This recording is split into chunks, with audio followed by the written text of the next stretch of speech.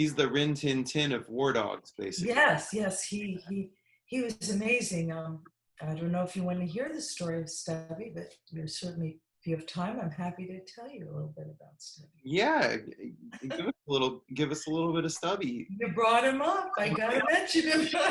Absolutely. he's, He's kind of well, he's kind of a microcosm of this new thing, so yes, people can get a feeling of like yes, what's going. yeah, yes, you're right. And another example would be Sully. In December, I did the monument to the great Labrador uh, Sully, President George H.W. Bush's service dog, who served him in the last 6 months of his life, and that's at the George H.W. Bush Presidential Library, his monument, his bronze. And so that would be an example of service animal that I've done that represents those kind of service animals. And as far as war animals, one example would certainly be Stubby, another would be Smokey, two very famous dogs from two different wars. Stubby from World War I and Smokey from World War II are both in the monument. I'll start with Stubby. Stubby was a mixed, breed, sort of a combination of kind of what we would call a little bit of a pit bull Boston Terrier mix.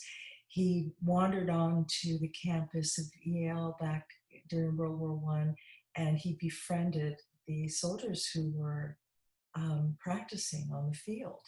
And eventually he bonded with Robert Conroy. And Robert Conroy taught him tricks, and he was a soldier then, he was a private then, he was later became a colonel. And he was from Connecticut. And he trained Stubby to do many tricks. Well, one day, of course, it was time to push off to France and to go to war. And he had Stubby smuggled under somebody's jacket.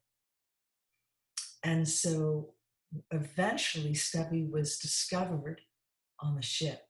And when the commanding officer said, "What is this dog doing on the ship?" Conroy immediately had Stubby do one of his special tricks, which is he got up on his hind legs, his haunches, and he brought his paw up to a salute. And that was it. I mean, from that moment on, Stubby was in. And then Stubby went on to serve on 17 battlefields.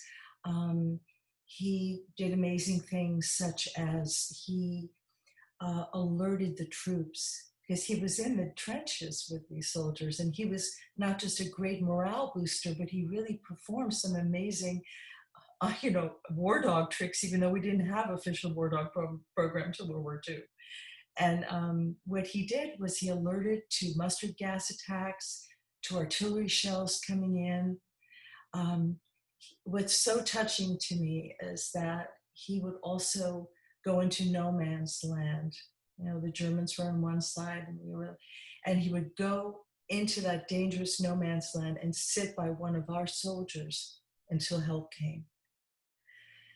And he even knew the difference between the uniforms. I mean, he once got one of the enemy officers by the seat of the pants. So he was a very multi-dimensional dog. And, once Stubby came home, he was a tremendous hero. He raised morale at home. And he met presidents, 3 presidents. He got some medals. He was really not a sergeant, but he's called Sergeant Stubby. And so that just gives you a little bit of a taste about Stubby. But he's really our country's first beloved dog of service.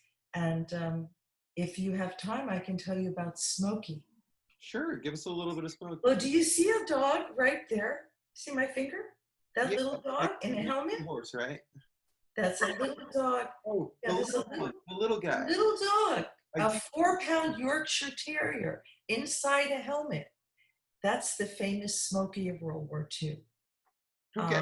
No, I definitely want to know about him if his sculpture is him sitting in a hat.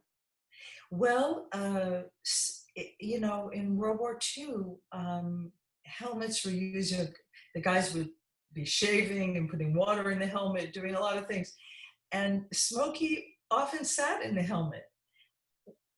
Now, who is this dog, right? Well, Bill Wynn, who would later become his owner, and one of his buddies were off in New Guinea in the jungles, no less, when they spotted a little head popping out of a foxhole. It was Smokey. Somehow she was rescued. They don't know how she ever got there. They later discovered how she did. I'll leave that up to everybody to read her book, Smokey Yorkie Doodle Dandy. But Smokey was found by Bill Very Wynn. clever. Pardon? Cross promotion, very clever. Yeah, well, Thanks to your it's artist. an incredible book. I mean, it's so wonderful to read, and it was written by Bill Wynn, who was her owner and trainer. And basically, I'll try to keep it short.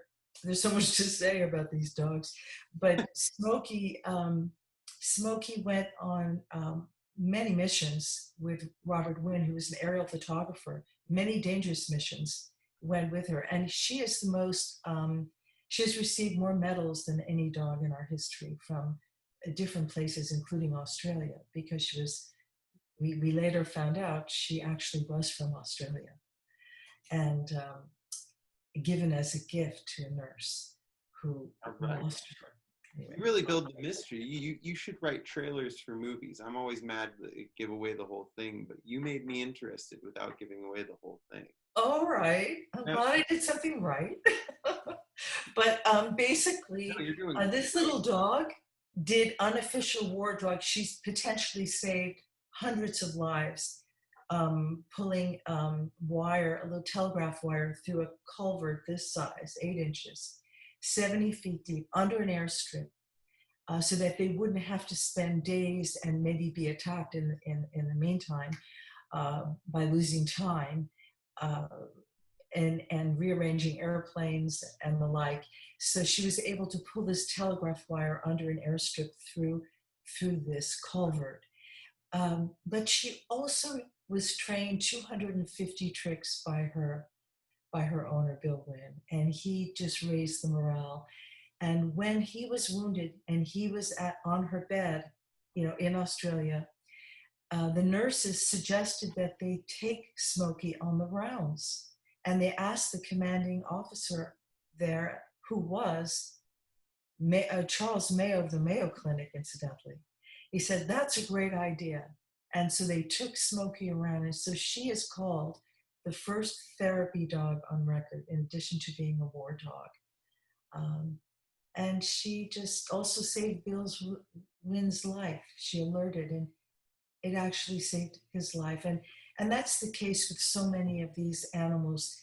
They save the lives of so many people, physically and emotionally. And even so with our assistance animals, they do that for us as well. And horses are helpful, and other animals do it. Of course, our dogs stand out. So I hope that gives you a little bit of a teaser for all the animals that we can appreciate for their service.